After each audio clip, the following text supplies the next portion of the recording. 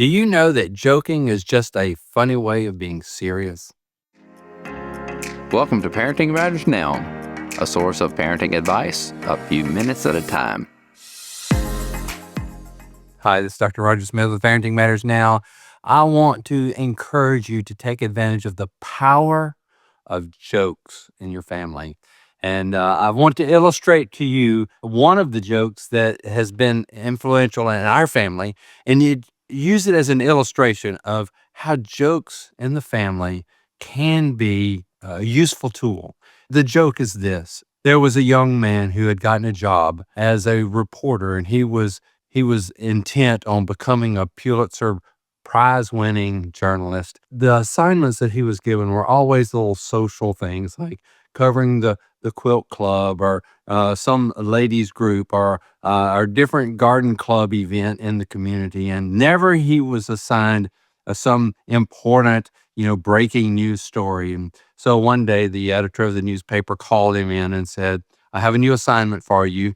And he was so excited. He just knew that this was going to be his moment. The editor said, "There's a gentleman in the next town up the road that has turned 100 years old. I want you to go and interview him." The young journalist was very disgusted at home. He thought this was his moment. So he, in his disgusted attitude, got in his car, drove up to interview this 100-year-old man, and who he found sitting on the front porch of his house. And he came up, and he still had this little angst in his soul, so to speak, as he introduced himself to the 100-year-old man. And the gentleman said, "Oh, young man, what's on your mind today?"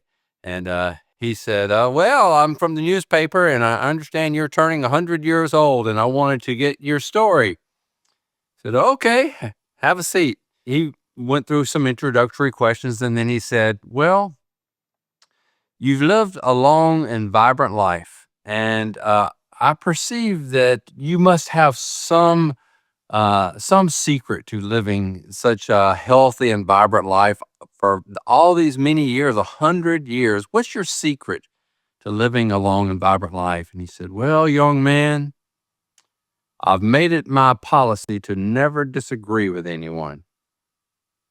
The young man was kind of taken aback, and he thought, it can't be that simple. And he retorted back to the man. He says, it just cannot be that simple. I know that you've got something more to say, and it can't be that simple."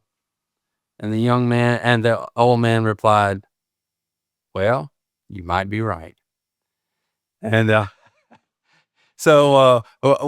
we've told that story over and over, and here's how it plays out in our family: is whenever we have a discussion and when there's a disagreement, someone invariably says, "Well, you might be right." It is a humorous way that we have developed where when we realize we're going to disagree, and we can end it with a very pleasant statement, a very comical kind of uh, way of ending the thing and saying we're just not going to agree on this. And yet there can be other jokes that can play a pivotal role in your family's discussion and interaction. Joking is a funny way of being serious.